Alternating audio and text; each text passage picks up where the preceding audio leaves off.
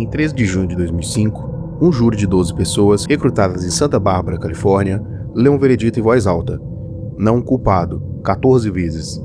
O sistema de justiça criminal dos Estados Unidos, depois de 5 meses de julgamento, analisou todas as evidências e absolveu Michael Jackson de tudo. Mas o Tribunal da Opinião Pública já tinha dado o veredito dele, muito antes, sem ouvir a defesa, sem analisar as provas, sem deliberação. E é isso que eu quero entender com você hoje. Não se Michael Jackson era culpado ou inocente. O júri já respondeu isso. Mas, por que com tantas evidências a seu favor, o mundo inteiro já tinha decidido contra ele? Sejam bem-vindos ao Documento Aberto.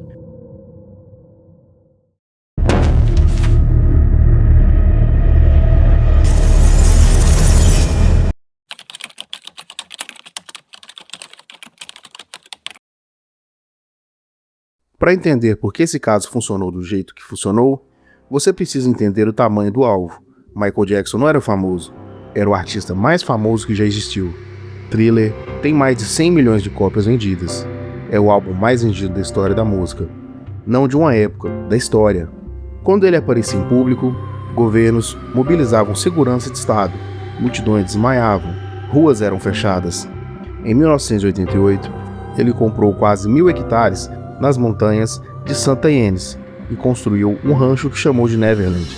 Parque de diversões, zoológico, cinema, trilho de trem e uma política de portas abertas para famílias de crianças doentes e carentes, que visitavam de graça, sem câmera, sem assessoria de imprensa. Essa parte normalmente é omitida quando o assunto é Neverland, porque ela complica a narrativa. Por quase uma década, o FBI monitorou Michael Jackson, abriu linhas de investigações, coletou documentos, entrevistou fontes, acompanhou de perto cada processo. Em 2009, partes desses arquivos foram liberados ao público pela Lei de Liberdade de Informação dos Estados Unidos. 444 páginas foram liberadas, uma das organizações de investigação mais sofisticadas do mundo, com acesso a tudo, por anos. O que elas encontraram, ou mais precisamente, o que elas não encontraram, vai mudar como você enxerga esse caso.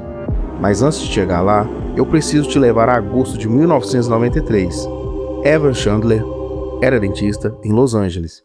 Em 1993, levou seu filho Jordan, de 13 anos, à polícia, com acusação grave contra Michael Jackson. A investigação se abriu. A mídia desmontou em cima. Buscas foram feitas em Neverland. O que encontraram?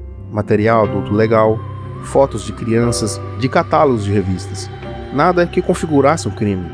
O promotor do caso revisou o material apreendido e não encontrou evidência suficiente para sustentar uma acusação criminal.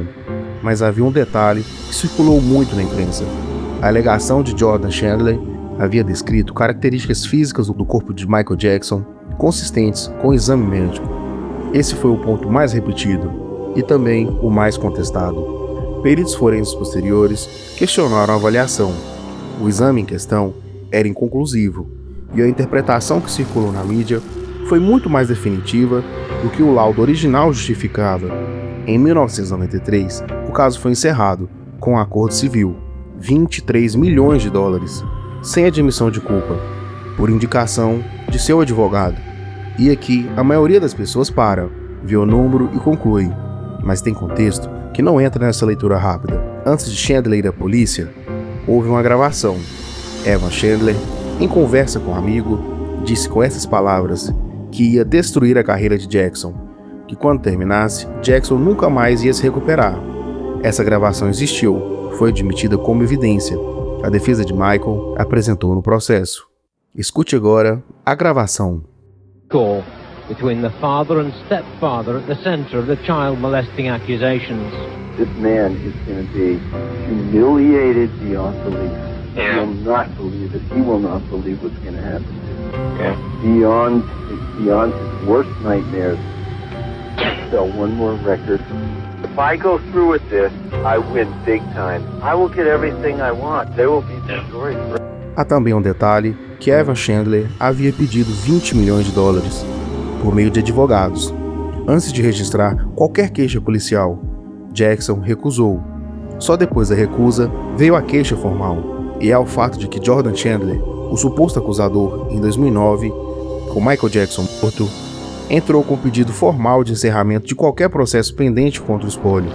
Nunca deu entrevista, nunca testemunhou, nunca confirmou publicamente nada.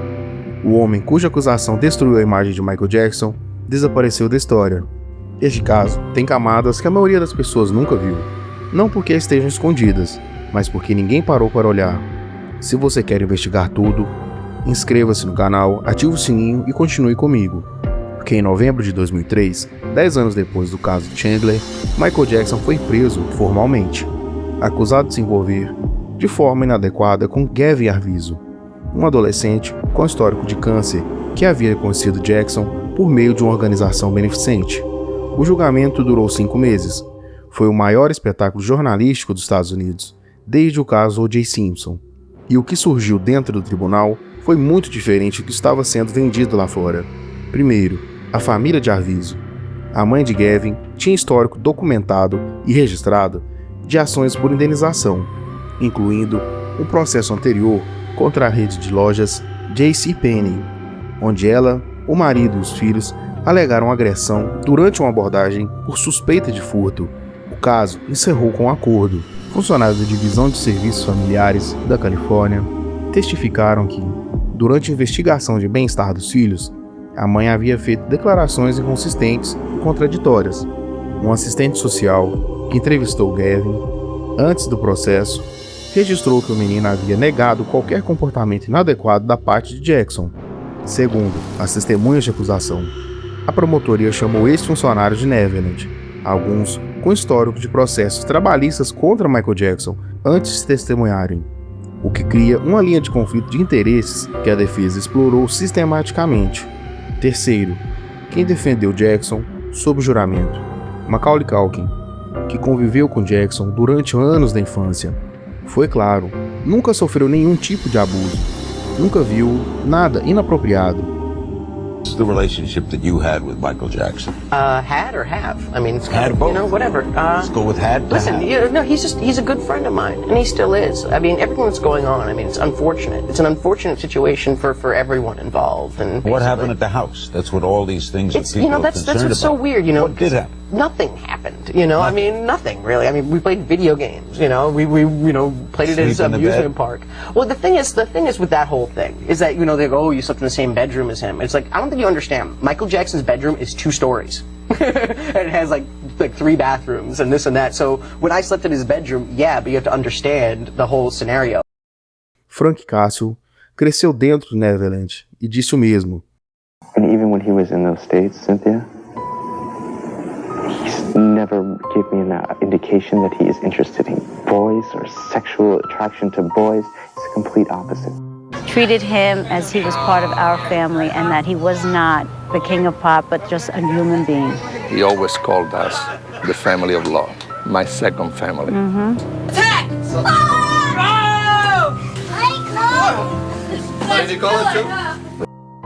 Wade Robson subiu ao banco das testemunhas.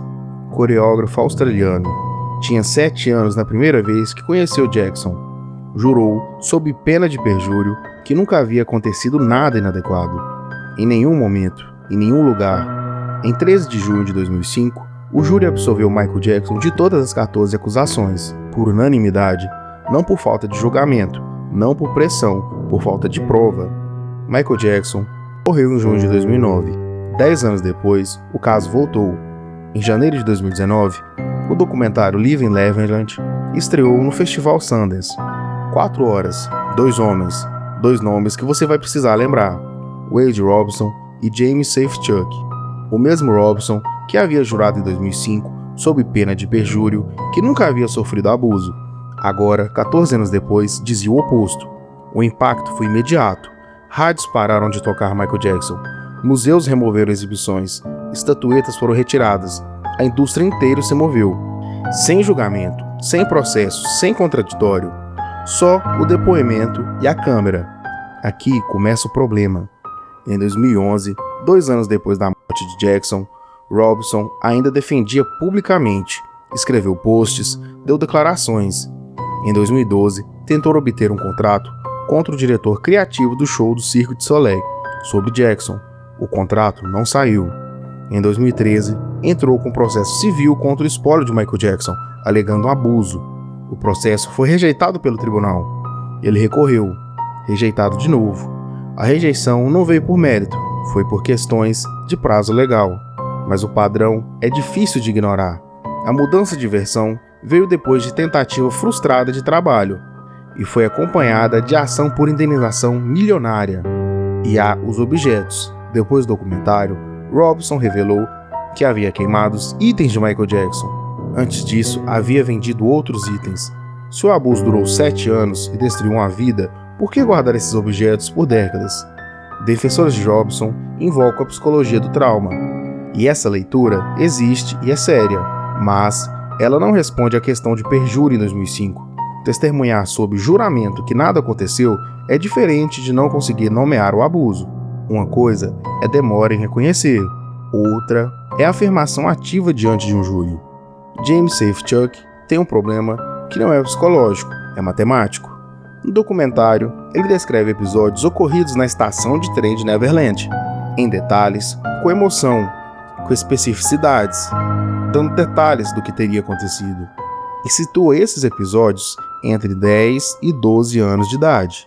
Safechuck nasceu em 78, o que coloca esses eventos entre 1988 e 1990. Só tem um detalhe: a estação de trem de Neverland foi construída em 1993 e inaugurada em 94. 4 anos depois, na janela de tempo, ele descreve: esse não é o detalhe periférico, é uma localização central de uma das alegações mais graves do documentário. O documentário não abordou isso, não deu espaço para contestação, não chamou nenhuma testemunha contrária. A equipe de Safechuck respondeu depois, dizendo que a linha do tempo era mais ampla, que os episódios continuaram até os 14 anos, mas a versão narrada no documentário não corresponde a isso. E o documentário já havia sido visto por dezenas de milhões de pessoas. A correção nunca alcançou o impacto original. Isso é o que a mídia faz. E esse caso é um exemplo manual disso. Agora eu te trago de volta aquelas 444 páginas.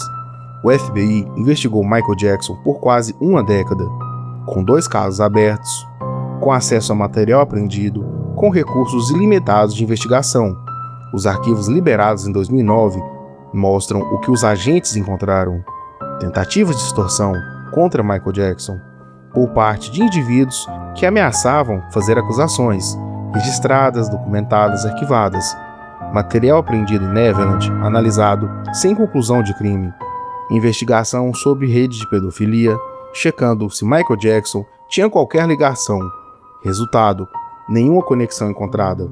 Em nenhum dos 2 casos, o FBI concluiu que havia material suficiente para investigação federal criminal. Isso não é um detalhe secundário.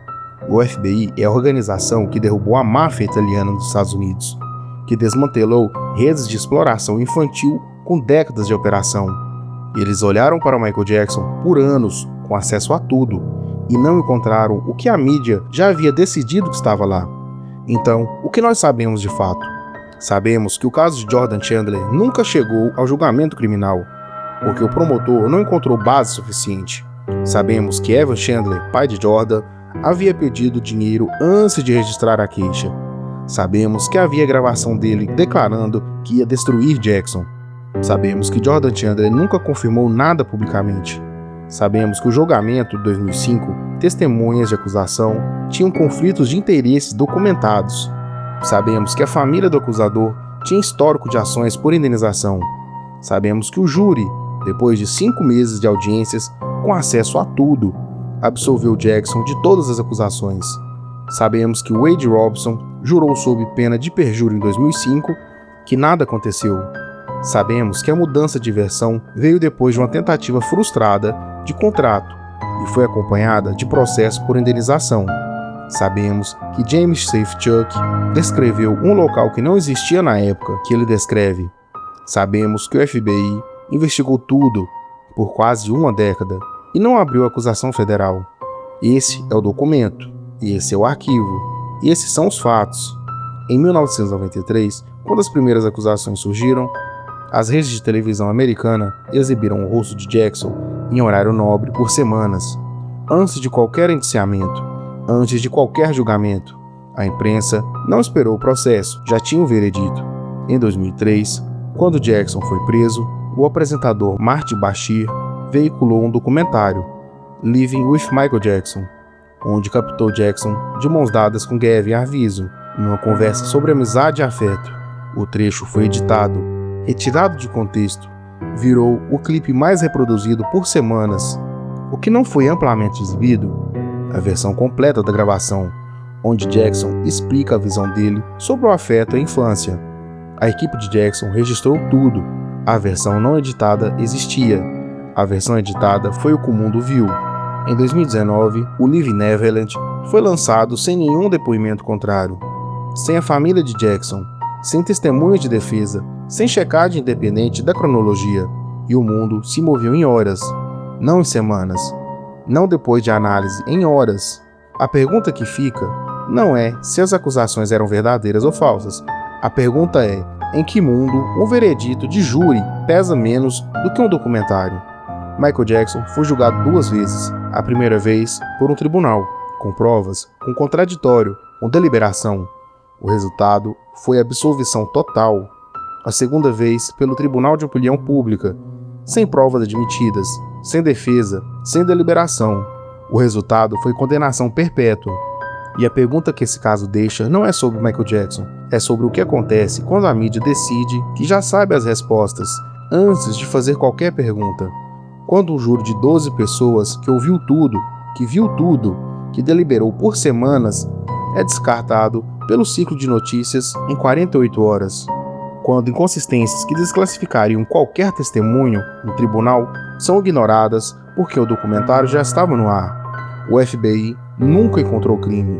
O júri nunca encontrou culpado. A cronologia não fecha. O mundo decidiu. E esse talvez seja o documento mais perturbador de todos. Não o que está nos arquivos do FBI, mas o que está na cabeça de cada pessoa que ouviu o nome Michael Jackson nos últimos 30 anos e já formou uma opinião antes de terminar a frase. Agora, nós fechamos este documento.